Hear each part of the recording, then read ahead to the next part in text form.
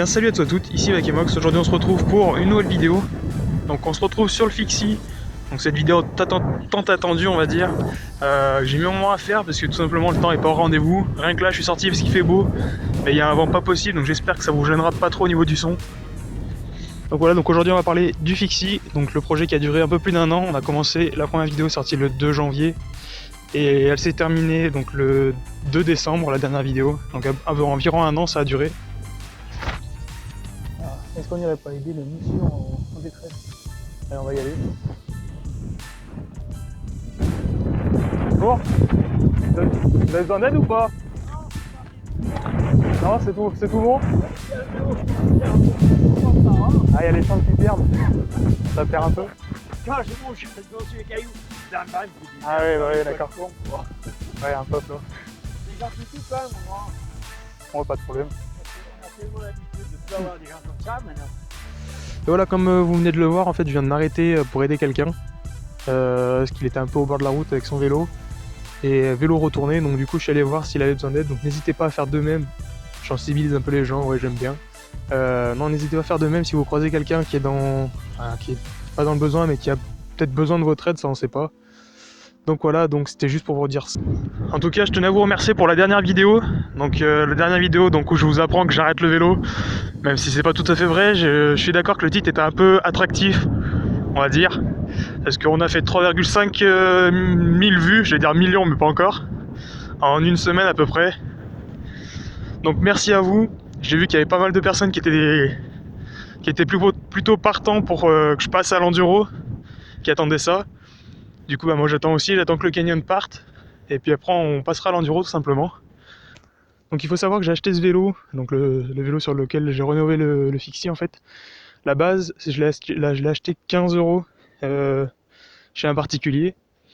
Et ensuite je l'ai entièrement démonté, donc franchement le démontage un peu compliqué pour certaines parties, d'autres moins. Le plus dur ça a été surtout le boîtier de pédalier qu'on a dû faire sauter à la disqueuse. Donc heureusement on n'a pas entamé le cadre on va dire, il y a une petite marque mais franchement rien de gênant. Donc oui, donc du coup voilà, donc pour ce qui était le plus compliqué, c'est un peu frais donc je suis un peu du mal à articuler. Ça a été le boîtier de pédalier qu'on a dû faire sauter à la disqueuse. Donc voilà, ensuite un peu galère aussi, ça a été la fourche, mais j'ai largement moins galéré que pour le boîtier de pédalier. Ça a été beaucoup plus simple et beaucoup plus rapide à faire. Ensuite, qu'est-ce que j'ai fait? Franchement, ça a été très long, j'ai surtout perdu du temps sur le boîtier de pédalier parce qu'on essayait de trouver un système pour l'enlever. On a acheté les clés qu'il fallait pour y arriver, mais on n'y arrivait pas toujours. Donc voilà, donc là j'ai perdu pas mal de temps sur le boîtier pédalier. J'ai bien dû mettre 2 ou 3 mois dessus. À 2 mois, je vais pas abuser non plus. Donc voilà, donc ensuite au niveau remontage, ça a été très simple. J'ai refait faire le boîtier pédalier par un pote du vélo on va dire, qui tenait un magasin de cycles avant, donc c'était Cycle des Collines, et qui a malheureusement fermé à force au bout de quelques années.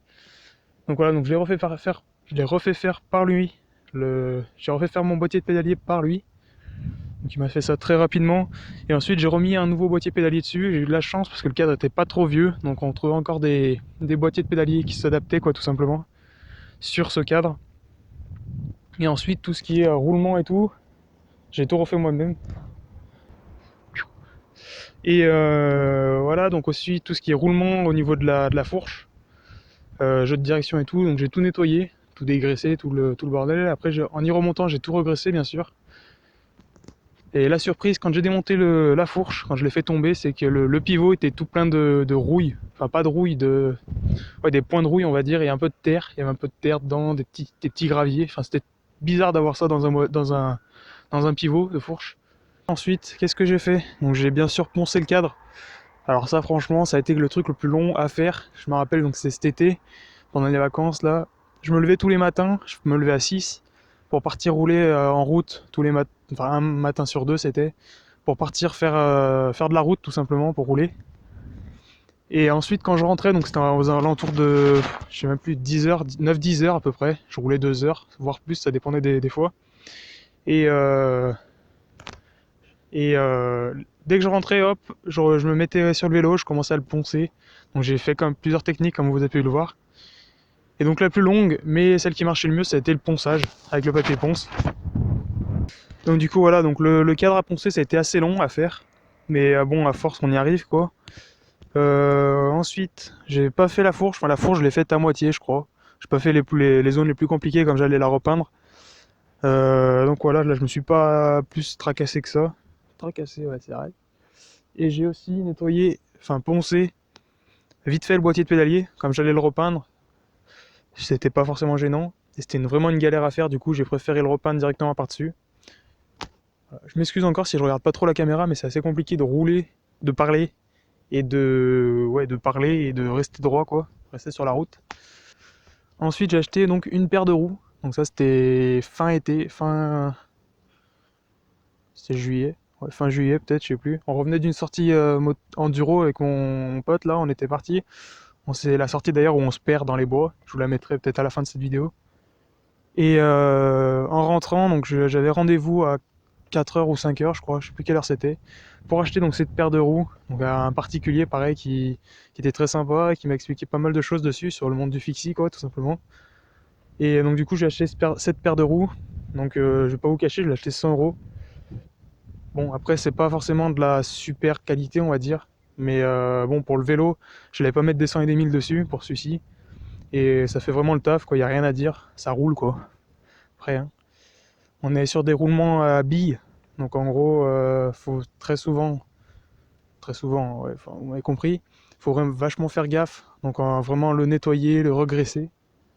Et surtout le resserrer, parce que ça a tendance un peu à bouger. Mais sinon, non, franchement, ça roule, il n'y a rien à dire.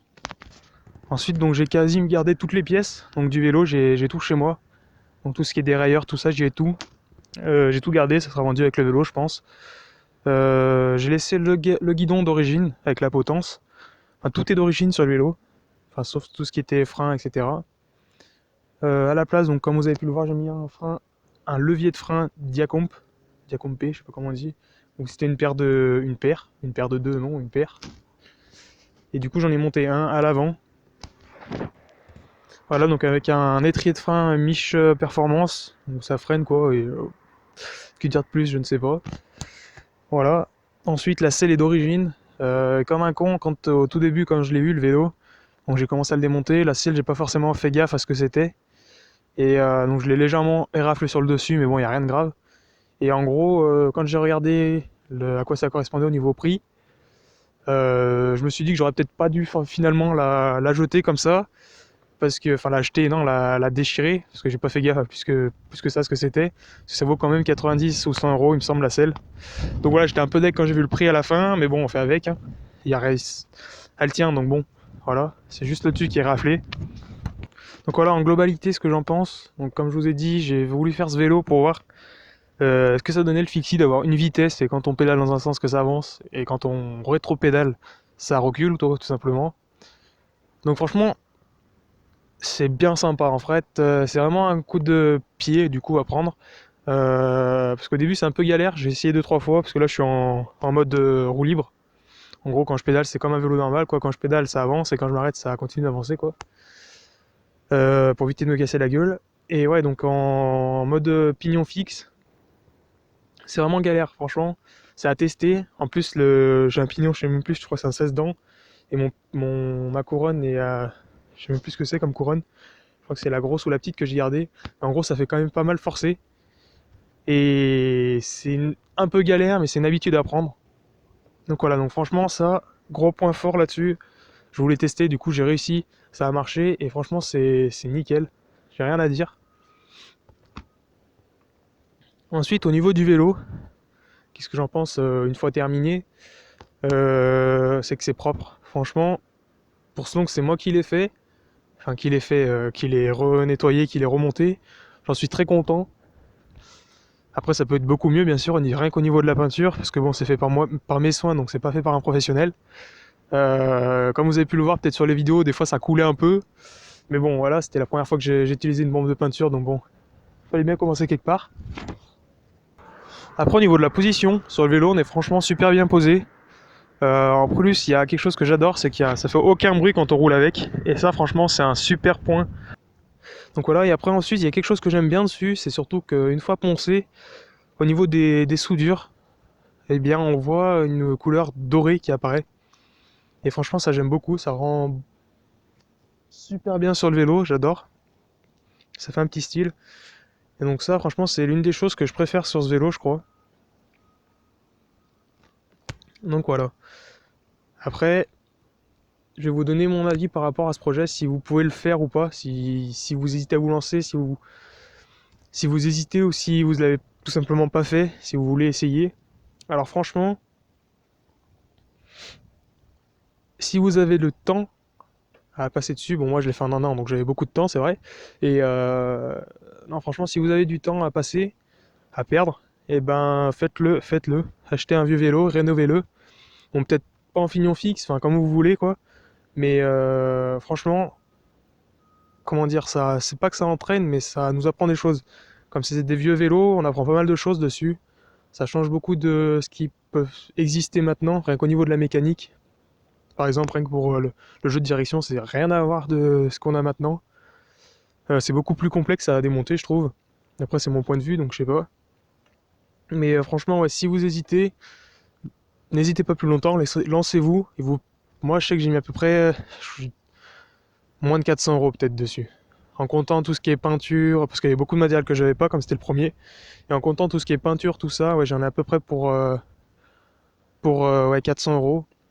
Alors, même avec les roues déjà c'est un peu plus de 100 euros, ou 100 euros, je sais plus. Donc voilà, moi c'était plus une question de découvrir comment était fait un vieux vélo et de pouvoir le remonter moi-même, voir si j'y arrivais ou pas, que faire du bénéfice dessus. Donc voilà.